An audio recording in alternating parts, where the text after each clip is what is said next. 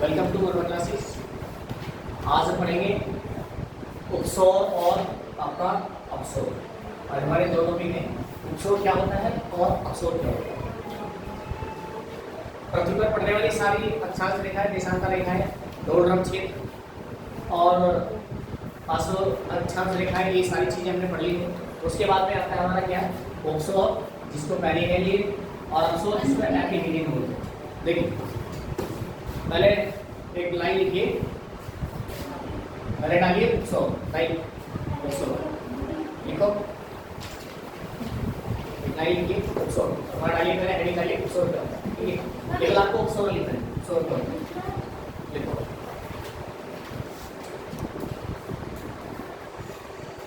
जब सूर्य और पृथ्वी के बीच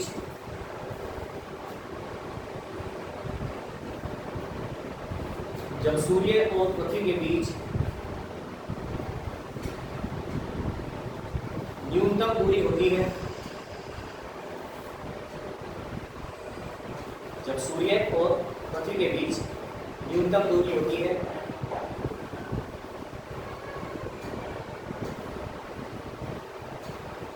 तो इस स्थिति को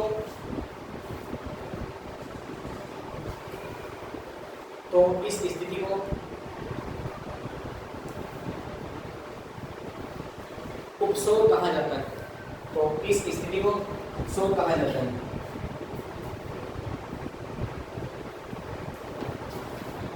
उपसौर कहा जाता है।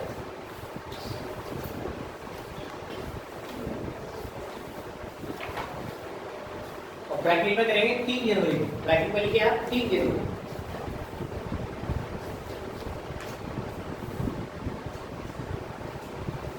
अब आगे लिखिए, नेक्स्ट लाइन लिखिए अपसौर।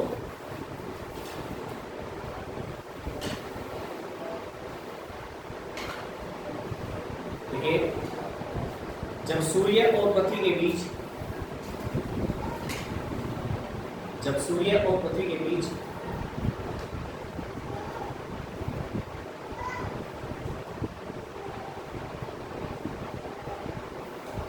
अधिकतम दूरी होती है,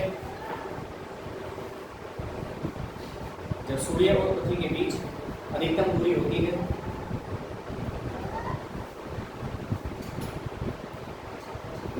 तो उस स्थिति को अपसौर कहा जाता है। तो उस स्थिति को अपसौर कहा जाता है।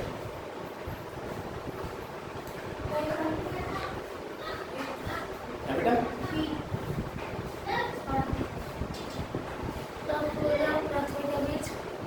जब सूर्य और पृथ्वी के बीच अधिकतम दूरी होती है तो उस स्थिति को अपसौर कहा जाता है।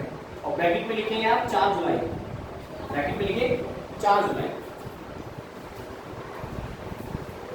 4 जुलाई।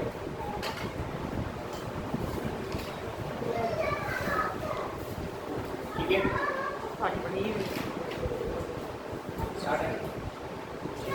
अब देखिए, अब सारे बच्चे देखेंगे पहले। देखो सब, मैं पहले आपको बता दूं कि उपसौर क्या होता है। ये 3 जनवरी वाले दिन पृथ्वी और सूर्य के बीच में सबसे कम दूरी होती है, न्यूनतम दूरी होती है। वो दूरी कितनी होती है? 14 करोड़ 70 लाख, 14 करोड़ 70 लाख दूरी होती है। तो इस स्थिति को कहा जाता है उपसौर। क्या कहते हैं इसको? उपसौर। यानी कि गर्मी ज्यादा होती है। ठीक है, दूसरी क्या स्थिति है? दूसरी ये स्थिति है कि जब पृथ्वी और सूर्य के बीच अधिकतम दूरी हो, और अधिकतम दूरी कितनी होगी? 15 करोड़ 21 लाख, 15 करोड़ 21 लाख किलोमीटर की दूरी। तो इस स्थिति को कहा जाता है क्या? अपसौर। क्या कहते हैं इसको? अपसौर। और ये स्थिति कब बनती है? ये बनती है 4 जुलाई को, 4 जुलाई को। ये क्लियर है? अब 2 सवाल है। पहला सवाल ये है कि जैसे ये सूर्य है, ध्यान से देखो,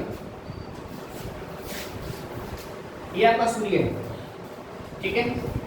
और मैंने आपको ये बता रखा है कि सूर्य के चारों तरफ सारे ग्रह अपनी कक्षा में घूमते हैं, अपनी कक्षा में घूमते हैं। कोई यहाँ घूम रहा है, कोई यहाँ घूम रहा, कोई यहाँ घूम रहा, कोई यहाँ घूम रहा, कोई यहाँ घूम रहा। ठीक है, इनके अपने अपने सबके रास्ते होते हैं। ठीक है, सारों में अपने कक्षाएं होती है। जैसे यदि बुध यहाँ घूमेगा तो यही घूमेगा, शुक्र यहाँ घूमेगा तो यही, किसी दूसरे के रास्ते में आएगा, नहीं आएगा ना। अब ये चीज बताइए कि सपोज करो ये हमारी पृथ्वी है, दोबारा बना देता हूँ इसको। ये सूर्य है और ये पृथ्वी है, और पृथ्वी जो है अपनी इस कक्षा में घूम रही है, ठीक है, पृथ्वी इस कक्षा में घूम रही है। तो इसका मतलब ये हुआ, जो मैंने रिवाइज के अनुसार ये है कि पृथ्वी 3 जनवरी को, सपोज करो यहाँ 3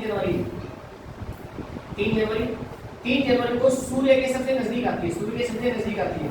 तो इसका मतलब ये होगा कि पृथ्वी अपना रास्ता बदल लेती है, थोड़ा सा सूर्य के नजदीक जाती है। क्या ऐसा होता है? क्या पृथ्वी अपनी कक्षा छोड़ देती है, अपनी कक्षा छोड़ करके ऐसे आ जाती है? ऐसा हो सकता है, ऐसा पॉसिबल है? तो फिर कैसे नजदीक आती है? ये दूरी कैसे कम होती है? क्यों होता है ऐसा? भाई जब पृथ्वी अपने चारों तरफ, सूर्य के चारों तरफ अपनी कक्षा में ही घूमती है यहाँ पर, तो फिर नजदीक कैसे जाती है? दूरी कैसे कम हुई? ये 14 करोड़ है या फिर 15 करोड़ है, तो ये दूरी हुई कैसे कम? सवाल है। पृथ्वी कभी भी अपनी कक्षा नहीं बदलती है, ना ही अपना रास्ता बदलती है, अपने अक्ष पर ही, अपने सूर्य के चारों तरफ भी बिल्कुल समान डिस्टेंस में घूमती है। लेकिन है क्या है? तो फिर ये होता क्या है? क्या चीज है? उपसौर या अपसौर? देखिए क्या चीज है। देखिए आपने देखा होगा कि ये सूर्य है और पृथ्वी की स्थिति कैसे है? पृथ्वी कैसे? पृथ्वी क्या पूरी गोल है? पृथ्वी गोल है या अंडाकार है? पृथ्वी अंडाकार है। अंडाकार मतलब ये है कि पृथ्वी इस तरह है। कभी पृथ्वी यहाँ पर ऐसे आती है, कभी पृथ्वी यहाँ पर ऐसे आती है, लेकिन रहती अपनी कक्षा में ही, रहती अपनी कक्षा में ही, जो उसकी कक्षा है वो अपनी कक्षा में रहेगी, ऐसे घूमेगी। अब मुझे ये बताओ कि पृथ्वी जो अंडाकार है, जब पृथ्वी इस प्रकार होगी, पृथ्वी का नुकीला हिस्सा या जो लंबा हिस्सा है वो सूर्य के नजदीक आएगा।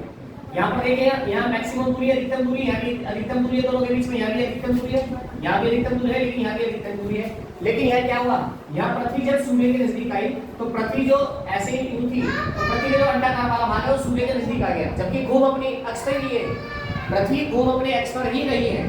तो पृथ्वी का ये वाला जो भाग था ये सूर्य के सबसे नजदीक आ गया। तो जब ये सूर्य के सबसे नजदीक आया तो ये किस दिन आता है? ये आता है 3 जनवरी। कब आता है? 3 जनवरी, ठीक है। बाकी अपने एक्स पर ही घूम रही है, अपने एक्स पर ही घूम रही है, उसका नुकीला वाला भाग जो था वो 3 जनवरी को सूर्य के नजदीक आया। तो इसी स्थिति को कहा जाता है क्या? उपसौर। क्या कहते हैं? उपसौर। बाकी घूम अपनी अपनी जो दूरी है जहाँ पर घूमती है उसी कक्षा में घूमती है। उसके बाद में देखते हैं, जब ये जो ऐसे अंडाकार जो पृथ्वी है, जब पृथ्वी अपनी इस जगह पर आती है तो पृथ्वी यहाँ पर ऐसे आ जाती है, ऐसे। तो यहाँ पर जो आती है दोनों नुकीले हिस्से जो है वो ऐसे ऐसे आ जाते हैं।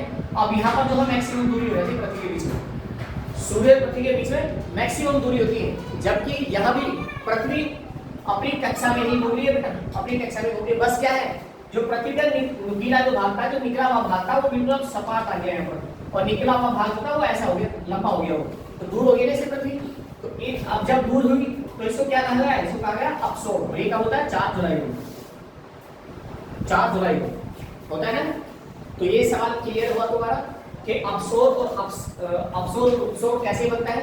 पृथ्वी अपनी कक्षा में ही घूमती है, बस क्या होता है, पृथ्वी जब चपटी हुई होती है तो ये ऐसी हो जाती है, इसकी स्थिति ऐसी बनती है। तो 4 जुलाई को होता है जब दूर होती है, जब पृथ्वी का नुकीला हिस्सा अपनी कक्षा में ही सूर्य के ऐसे लम्बत पड़ता है तो ये उपसौर होता है, सूर्य के नजदीक आ जाती है। एक सवाल तो थोड़ा ये जगह जो थोड़ा डाउट हो सकता है। दूसरा डाउट ये है कि 3 जनवरी का दिन है, क्या है बेटा? 3 जनवरी। और 3 जनवरी के दिन पृथ्वी सूर्य के नजदीक जा रही है, पृथ्वी सूर्य के नजदीक जा रही है, तो हमें गर्मी लगनी चाहिए या गर्मी होनी चाहिए। लेकिन 3 जनवरी में क्या होता है? अधिकतम सर्दी होती है, अधिकतम सर्दी। और अधिकतम सर्दी कब होगी? जब वो पृथ्वी सूर्य से दूर होगा। तो ये तो उल्टा हो गया, उल्टा हो गया ना। तो स्थिति क्या होती है? देखिए, जब 3 जनवरी वाले दिन पृथ्वी सूर्य के नजदीक होती है, उसके बावजूद भी सर्दी पड़ती है जबकि गर्मी होनी चाहिए। तो मैं आपको ये बता दूं कि 3 जनवरी वाले दिन जब सूर्य पृथ्वी के नजदीक होती है तो पृथ्वी का पिछले वाला भाग जहां पर ऑस्ट्रेलिया हो सकता है वो पृथ्वी के नजदीक जाता है। पृथ्वी का कौन सा भाग? जो ऑस्ट्रेलिया के आसपास वाला जो भाग होता है वो पृथ्वी के आसपास जाता है। हम सूर्य से बहुत दूर होते हैं। तो अधिक गर्मी कहाँ पड़ेगी? एशिया में, भारत में, या फिर ऑस्ट्रेलिया में? ऑस्ट्रेलिया में, क्योंकि 3 जनवरी वाले दिन वहां पर क्या होता है? सूर्य मकर रेखा पर चमकता है, तो पृथ्वी का जो लंबा जो भाग है वो ऑस्ट्रेलिया कॉन्टिनेंट के आसपास चमकता है, इसलिए सूर्य जो है नजदीक होता है और ऑस्ट्रेलिया के आसपास बहुत ज्यादा गर्मी पड़ती है। ठीक उसी का उल्टा क्या होता है, 4 जुलाई पृथ्वी सूर्य से दूर है, अधिकतम दूरी पर है। तो जब अधिकतम दूरी पर है तो सर्दी होनी चाहिए, लेकिन 4 जुलाई को क्या होता है, हमारे यहाँ पर अधिकतम गर्मी पड़ती है, बहुत ज्यादा गर्मी पड़ती है, लेकिन सूर्य दूर जा रहा है।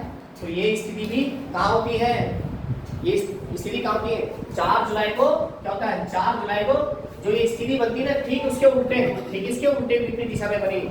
तो जहां भी पृथ्वी का वो वाला हिस्सा जो दूर है वहां पर क्या होगा, वहां पर सर्दी पड़ेगी, लेकिन हमें तो गर्मी फील होगी, हमें तो गर्मी फील होगी ना, क्योंकि जून के आसपास जो है 21 जून के आसपास पृथ्वी भारत जो है कर्क रेखा पर, जो सूर्य कर्क रेखा पर चमकता है और कर्क रेखा भारत के बीचों बीच से गुजरती है।